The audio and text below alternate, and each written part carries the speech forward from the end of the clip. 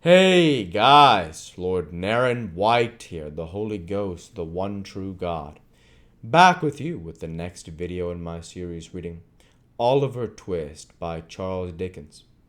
Without further ado, returning to Oliver Twist as read by Lord Naren White. Indeed they were. Mortification at the overthrow of his notable scheme, hatred of the girl who had dared to palter with strangers, and utter distrust of the sincerity of her refusal to yield him up, bitter disappointment at the loss of his revenge on Sikes, the fear of detection and ruin and death, and a fierce and deadly rage kindled by all.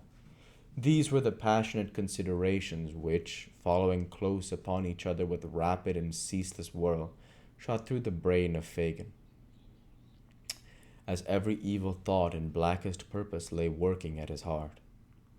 He sat without changing his attitude in the least, or appearing to take the smallest heed of time until his quick ear seemed to be attracted by a footstep in the street. "At last," he muttered, wiping his dry and fevered mouth. "At last!"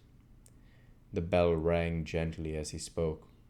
He crept upstairs to the door, and presently returned accompanied by a man muffled to the chin, who carried a bundle under one arm. Sitting down and throwing back his outer coat, the man displayed the burly frame of Sikes.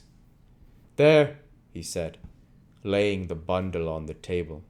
"Take care of that, and do the most you can with it. It's been trouble enough to get. I thought I should have been here 3 hours ago." Fagin laid his hand upon the bundle, and locking it in the cupboard, sat down again without speaking. But he did not take his eyes off the robber for an instant during this action, and now they sat over against each other, face to face. He looked fixedly at him, with his lips quivering so violently, and his face so altered by the emotions which had mastered him, that the housebreaker involuntarily drew back his chair and surveyed him with a look of real affright. "What now?" cried Sikes. "What do you look at a man so for?" Fagin raised his right hand and shook his trembling forefinger in the air, but his passion was so great that the power of speech was for the moment gone. "Damn," said Sikes, feeling in his breast with a look of alarm.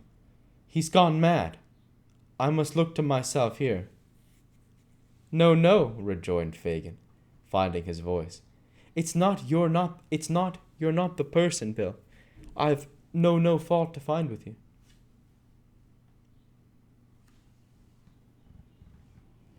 "Oh, you haven't, have you?" said Sikes, looking sternly at him, and ostentatiously passing a pistol into a more convenient pocket. "That's lucky for one of us, which one that is don't matter." "I've got that to tell you, Bill," said Fagin, drawing his chair nearer. "Will make you worse than me." "Aye," returned the robber, with an incredulous air. "Tell away. Look sharp, or Nance will think I'm lost." "Lost?" cried Fagin. "She has pretty well settled that in her own mind already." Sikes looked with an aspect of great perplexity into the Jew's face, and reading no satisfactory explanation of the riddle there, clenched his coat collar in his huge hand and shook him soundly. "Speak, will you?" he said. "Or if you don't, it shall be for want of breath. Open your mouth and say what you've got to say in plain words. Out with it, you thundering old cur! Out with it!" "Suppose that lad that's laying there," Fagin began. Sikes turned round to where Noah was sleeping, as if he had not previously observed him. "Well," he said, resuming his former position, "suppose that lad," pursued Fagin, "was to preach, to blow upon us all, first seeking out the right folks for the purpose, and then having a meeting with them in the street to paint our likenesses, describe every mark they might know us by, and the crib where we might be most easily taken.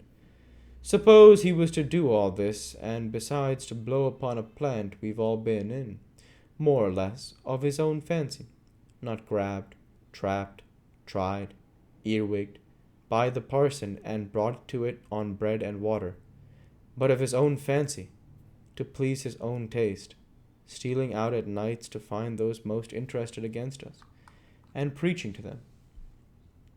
Do you hear me? Cried the Jew, his eyes flashing with rage. Suppose he did all this, what then? What then? Replied Sikes, with a tremendous oath. If he was left alive till I came, I'd grind his skull under the iron heel of my boot into as many grains as there are hairs upon his head. What if I did it? Cried Fagin, almost in a yell. I that know so much and could hang so many besides myself. I don't know, replied Sikes, clenching his teeth and turning white at the mere suggestion. I'd do something in the jail that you'd get me put in irons, and if I was tried along with you, I'd fall upon you with them in the open court, and beat your brains out afore the people.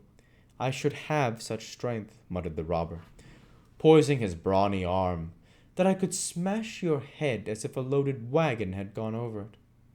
You would? Would I? Said the housebreaker. Try me. If it was Charlie or the Dodger or I don't care who, replied Sikes impatiently. Whoever it was, I'd serve them the same. Fagin looked hard at the robber, and motioning him to be silent, stooped over the bed upon the floor, and shook the sleeper to rouse him. Sikes leaned forward in his chair, looking on with his hands upon his knees, as if wondering much what all this questioning and preparation was to end in. Bolter, Bolter, poor lad, said Fagin, looking up with an expression of devilish anticipation, and speaking slowly with marked emphasis. He's tired with watching for her so long. Watching for her, Bill? What do you mean? Asked Sikes, drawing back. Fagin made no answer, but bending over the sleeper again, hauled him into the sitting posture. When his assumed name had been repeated several times, Noah rubbed his eyes and, giving a heavy yawn, looked sleepily about him. Tell me that again, once again, just for him to hear, said the Jew, pointing to Sikes as he spoke. Tell you what? Asked the sleepy Noah, shaking himself pettishly. That about Nancy? Said Fagin, clutching Sikes by the wrist, as if to prevent his leaving the house before he had heard enough. You followed her? Yes. To London Bridge? Yes. Where she met two people? So she did. A gentleman and a lady that she had gone to of her own accord before, who asked her to give up all her pals, and Monks first, which she did, and to describe him, which she did, and to tell her what house it was that we meet at, and go to, which she did, and where it could be best watched from, which she did, and what time the people went there, which she did. She did all this. She told it all, every word, without a threat. Without a murmur, she did she not? Cried Fagin, half mad with fury. All right, replied Noah, scratching his head. That's just what it was. What did they say about last Sunday? About last Sunday, replied Noah, considering. Why, I told you that before. Again, tell it, Fagin, cried. Again, tell it again, cried Fagin, tightening his grasp on Sikes, and brandishing his other hand aloft, as the foam flew from his lips. They asked her, said Noah, who, as he grew more wakeful, seemed to have a dawning perception who Sikes was. They asked her why she didn't come, last Sunday, as she promised. She said she couldn't. Why? Tell him that. Because she was forcibly kept at home by Bill, the man she had told them of before, replied Noah. What more of him? Cried Fagin. What more of the man she had told them of before? Tell him that.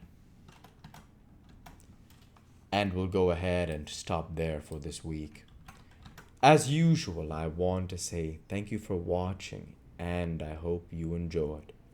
Please like, comment, and subscribe, as it greatly helps the channel. Light be with you all. Take care, and thanks again.